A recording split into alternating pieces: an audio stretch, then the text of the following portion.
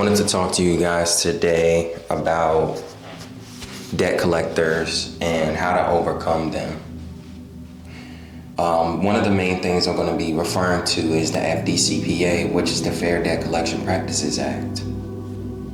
The reason for me going through this is because I want to empower you guys. I want you guys to start taking action on these debt collectors so that you can actually get ahead.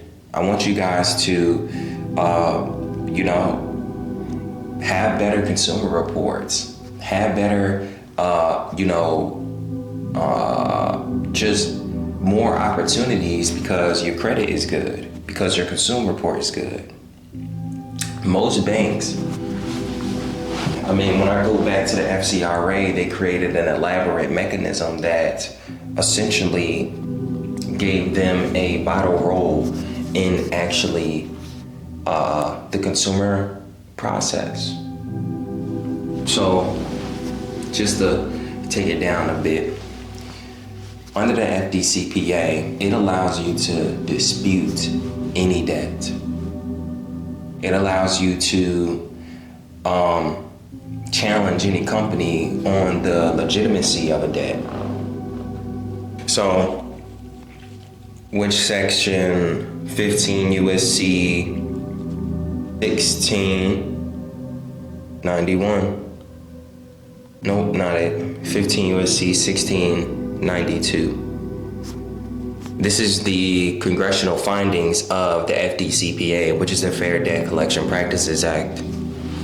Under the Fair Debt Collection Practices Act, I did a video on this. It has all the different violations that you can assess a debt collector.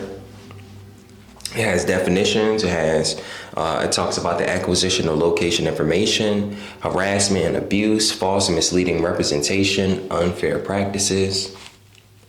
But the main thing I want to talk about is communication with a debt collection. Okay? So first things first, this is 15 USC 1692C. All right, when you think communication, think C. So if you ever want to go back to this, that's 15 USC 1692 communication. All right. Essentially, it says without prior consent of the consumer given directly to the debt collector or the express permission, the debt collector may not communicate with a consumer in connection with the debt, okay, at any unusual time or place, unless the debt collector knows the consumer is represented by an attorney at the consumer's place of employment. And it also says that you can actually cease communication, meaning if you told a debt collector that you wanted to cease communications, then they cannot send you anything. Now a person may sit there and ask themselves and say, why would I do that to a debt collector, right? They're just going to break through that some way or somehow. They're still going to affect me negatively. Well, I want you to think for a second, what is actually making you feel negative? Is it the fact that you haven't paid your debt? Probably not. It's probably the fact that it's on your consumer part. It's probably the fact that it's something that is holding you back from reaching your better purpose, becoming financially independent, getting the credit that you deserve. But see, the debt is keeping you from doing that. And what if I told you that you didn't have to pay a collection, okay? You didn't have to, at least pay it in full, right? But wholeheartedly, you can communicate with a debt collector and actually refuse the debt. You can challenge the debt. And under the FDCPA, it says you have the ability to, under 15 USC 1692G, it says validation of debts, okay? It says, first, in order for the debt to be validated, number one, it says it has to have the amount of the debt, the name of the creditor to whom the debt is owed, a statement that unless the consumer within 30 days of the receipt disputes the validity of the debt or any portion thereof, the debt will be assumed to be validated by the debt collector. So let's stop right there. It says, within 5 days or notice of debt, the debt should say, in order for it to be a debt, it should say a statement that unless a consumer within 30 days after the receipt of notice disputes the validity of the debt or any portion thereof, the debt will be assumed to be valid by the debt collector. So it's an assumption game. All right. Because the debt collector assumes that you're going to pay the debt or that you agreed to pay the debt, they're just going to keep on doing it. So you don't want anybody to assume. You don't want any debt collector to assume. You want to tell them, hey, look, man, validate this debt. That's just 3, okay? A statement that if the consumer notifies the debt collector in writing within 30-day period that the debt or any portion thereof is disputed, the debt collector will obtain verification of the debt or a copy of judgment against the consumer, and the copy of such verification or judgment will be mailed to the consumer by the debt collector. And a statement that upon the consumer's written request within the 30-day period, the debt collector will provide the consumer with the name and address of the original creditor, if different from the current creditor.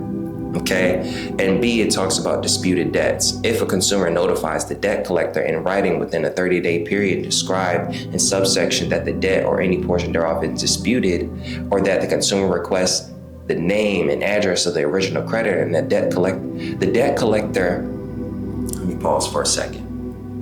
It says, or that the consumer requests the name and address of the original creditor.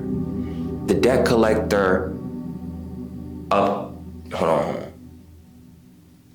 the debt collector shall cease communications of the debt or any disputed portion thereof until the debt collector obtains verification of the debt or copy of a judgment or the name and address of the original creditor and a copy of such verification or judgment.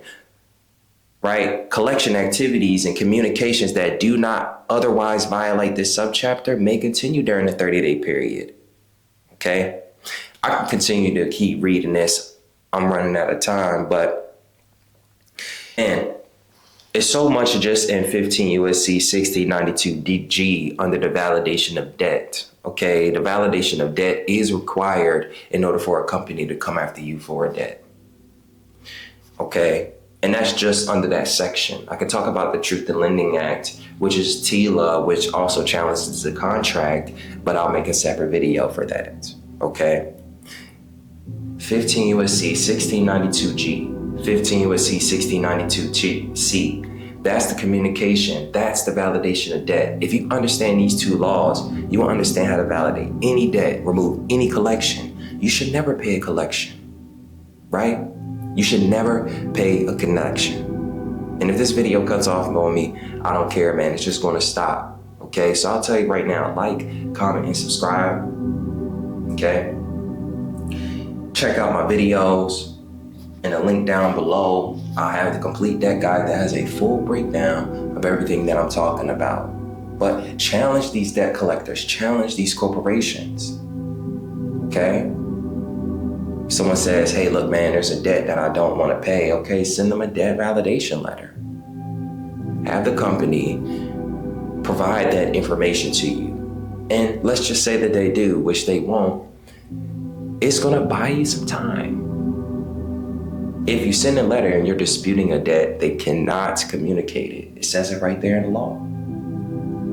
15 U.S.C. 1692 G, 15 U.S.C. 1692 C. I keep saying it. Right? People think that this is so hard to remember, so hard to look up, so hard to research it. It's right there. But you know what? Down below, I have the complete debt guide. All right? Which is going to break down everything about debt. It's going to break down everything about the communication between debt collectors and you. And I'm going to teach you how to be able to remove those debt remove collections. I'm going to teach you how to be able to challenge debt. I'm going to teach you consumer law so that now when you have situations with corporations and on your consumer report, you're having trouble with getting funding, you're having trouble with getting started in business, you're having trouble with, debt collectors, you know how to do it. So down below, if you made it all the way to the end, comment the word discharge, check the link in bio, and grab the complete debt guide.